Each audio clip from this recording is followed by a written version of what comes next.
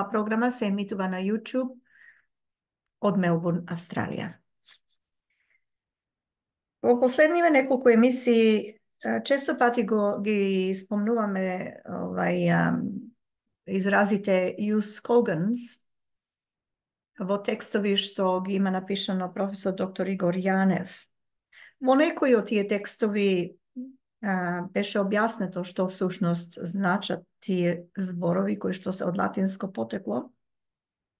Денес би сакала да споделам со вас што е тоа Jus Cogans или Jus Cogans според Википедија, така наречена слободна енциклопедија. Дали е слободна или не, до вас зависи.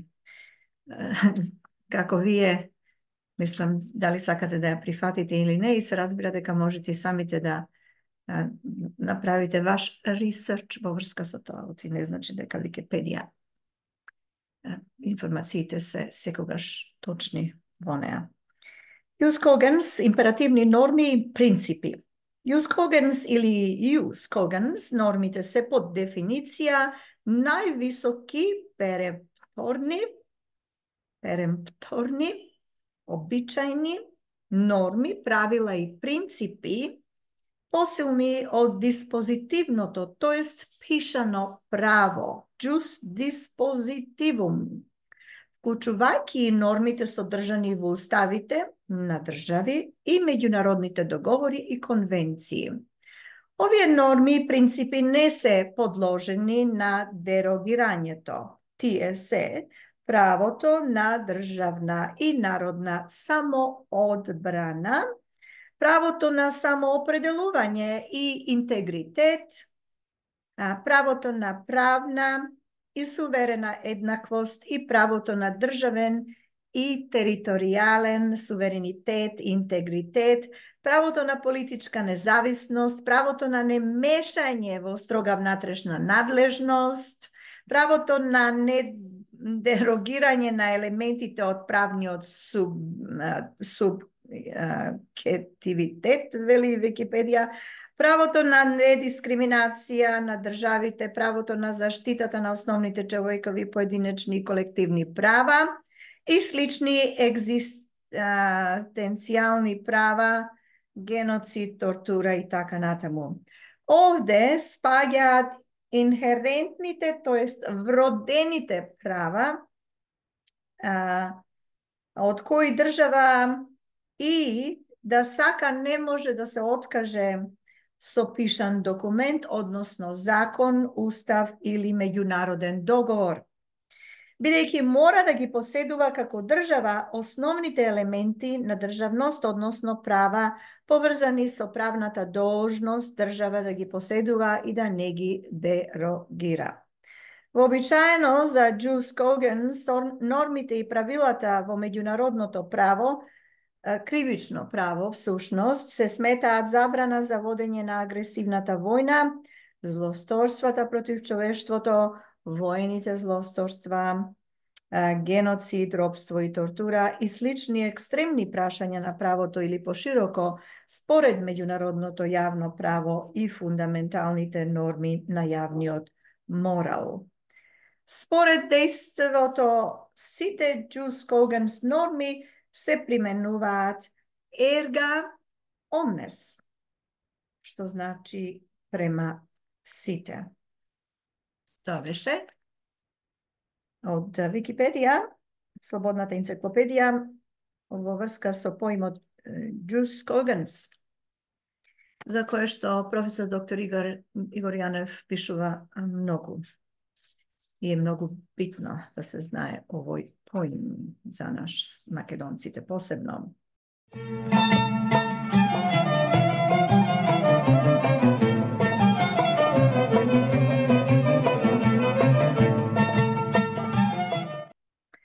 Друг еден поим кој што е исто така важен,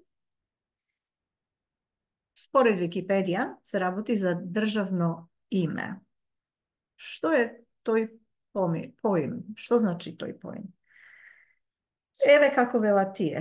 Државно име е под дефиниција државно правен идентитет. Ово идентитет е правен атрибут со кој една држава се представува како правно лице во меѓународното право и во внатрешно правен промет и правни односи. Државно-правен идентитет е основен елемент на меѓународно-правен и внатрешно-правен уставен субјективитет. Со овој правен идентитет, држава правно функционира како меѓународно правно лице со меѓународните права и обврски, а слично и како правното лице во внатрешно правен промет, каде државата се појавува како правното лице пред домашните судови или правните постапки. Во правило, државно-правен идентитет е иство меѓународното правно представување и домашно правно представување. Без државно-правен идентитет, државно име, меѓународно правен субјективитет е нелегално дерогиран, бидејќи поседување целосен субјективитет е инхерентно или вродено апсолутно право на една суверена држава, а суверенитетот е најбитен елемент на државност покрај другите елементи, државната територија и државното население со статус на државјани или граѓани. Без државно-правен идентитет, договорната способност на еден правен субјект како држава би била произволно деградирана и државата веќе не би била суверена и правно еднаква со другите правни лица. Оттаму, поседување на државното име или државно-правен идентитет е поврзано со основната jus cogens норма на правната еднаквост. Во римското право, еднаквост пред законот. Односно, во меѓународното право, суверена еднаквост, императивен принцип содржан во членот 2, став 1 од повелбата на Организацијата на Обединетите нации. Другите jus cogens норми, како што е политичката независност, член 2, став 4 од повелбата на ООН, и немешање во внатрешните работи, член 2, став 7 од повелбата на ООН, исто така во отсуство на државно-правен идентитет би биле дерогирани и во тој аспект држава би била дискриминирана. Државно-правен идентитет како атрибут на субјективитетот е елементот на државност. Правото на државно-правен идентитет или државното име и изборот на идентитетот е инхерентното право, поврзано со jus cogens норма, само определување на својот идентитет, народен или државен, принципот кодифициран во членовите 1, став 2 и 55 од повелбата на ООН и другите меѓународно правни акти. Доколку една држава теоретски во внатрешно правен поредок не би поседувала елемент државно име, односно правен идентитет, таа воопшто не можела да се смета дека има правниот субјективитет и оттаму не би воопшто можело да се смета дека таков идентитет е држава или било кое внатрешно правно лице.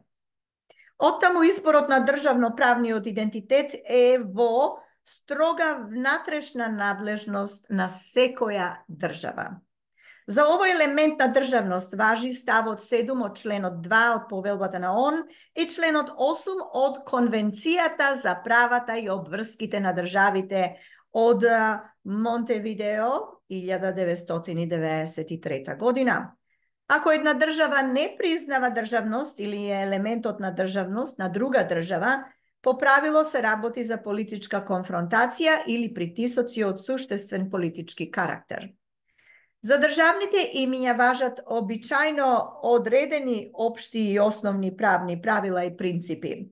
Први, државите немаат ексклузивни права на државните имиња. Второ, државните имиња не влијаат врз територијалните права и обврски на својата, како и на туѓа и друга држава, тоест државното име во меѓународното право не може да се толкува како територијални претензии или иредентизам, на една држава кон друга. Трето, за државното име како правен идентитет и како елемент од меѓународно правниот субјективитет не е релевантна историјата или потеклото на народот, како ни физичките и популацијските одлики на територијата за чија што држава станува збор. Четврто, спорови меѓу државите за државните имиња не може да постојат, бидејќи се работи за предметот кој е во строга внатрешна надлежност на секоја држава. Заштитена со повелбата на ООН. Непризнавањето од една држава во целина или елементи на субјективитетот на друга поради какви и да е причини не може да се толкува како спор или разлика, кога станува збор за инхерентните државни права. Во оваа смисла, вмешување од Организацијата на Обединетите нации или нејзина членка во ваквите основни права и надлежности, тоест кршење на Джус Коганс норми, не е дозволено според членот 2 од повелбата на Организацијата на Обединетите нации. Тоа беше од Википедија околу поимот државно име. Пред тоа, дефиницијата на Джус Коганс право.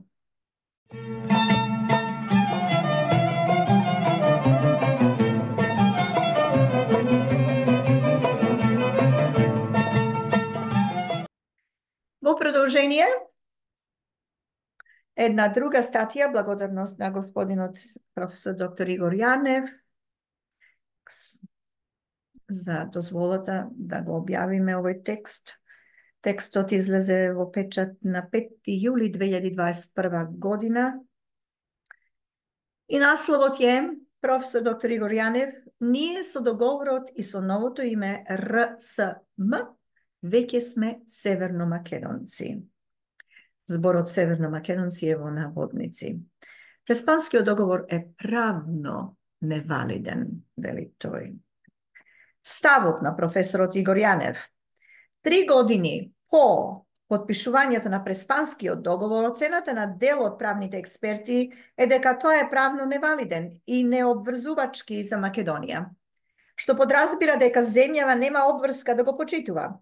Овој став го застапува професорот по меѓународно право и научен советник на Универзитетот во Белград Игор Јанев, според кого Преспанскиот договор не е валиден за Македонија. Преспанскиот договор или ПД нема валиден правен идентитет за Македонија, бидејќи во споредбата со Хеленската република ние се подпишуваме како втората страна, чиј идентитет се совпаѓа со тој опишан во резолуцијата 67/225. Ваков правен идентитет, што е неуставна категорија во меѓународниот договор, во случајот Преспанскиот договор, не е правно валиден и легален, појаснува професорот Јанев. Понатаму, тој додава дека во судската постапка во Меѓународниот суд на правдата 2008-2011 судот не се занимавал со правниот квалитет на договорот, туку само со формалните аспекти на тужбата. Професорот Јанев подсетува дека и претходно Грција не ја ратификувала во парламентот нити привремената спогодба од 1995 година, иако тоа било нејзина обврска. Денес имаме состојба во која грчкиот парламент одбива да ги прифати обврзувачките протоколи од Преспанскиот договор, со што Грција не го испочитува ниту договорот подпишан во Нивици, прецизира Јанев. Според него, тргнувајќи од фактот што он нема правна јурисдикција да ги одредува државните имиња, а референцата БЈРМ не е валидно државно име, туку проста деноминација за користење само во рамките на ООН, терминот втората страна не е валиден правен идентитет. Со ваквата неуставна категорија не се прават меѓународни договори со меѓународно јавен карактер, нагласува Јанев. При тоа тој додава дека како последица на овој факт невалиден идентитет Prespanski dogovor je nelegalen i nevaliden akt, odnosno to je bespotrebni odpraven kvalitet za jeden međunaroden dogovor, a to se potvrdува со самиот факт дека втората страна не е валидна идентификација во меѓународното право. Пред се, од целата ситуација треба да се има предвид дека деноминацијата која неопределено долго или бесконечно трае во времето не е легална институција и представува ултравирес акт направен од Обединетите нации. Последиците од овој акт исто така се нелегални, констатира професор Јанев. Тој смета дека овој договор е ништовен. Договор како Преспанскиот договор направен врз основа на невалиден прав идентитет во случајот со втората страна представува нелегален акт поради фактот дека е невалиден.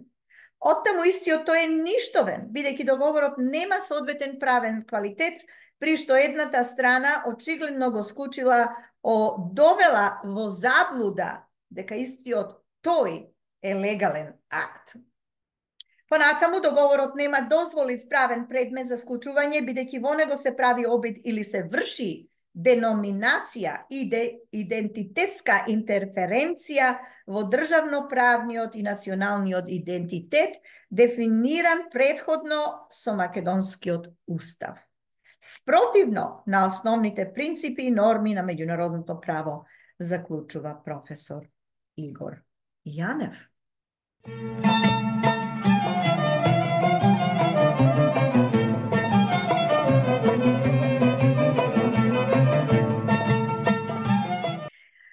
Исто така благодарност до професор доктор Јанев за дозволата да го објавиме овој и другите статии до сега и понатаму во иднина.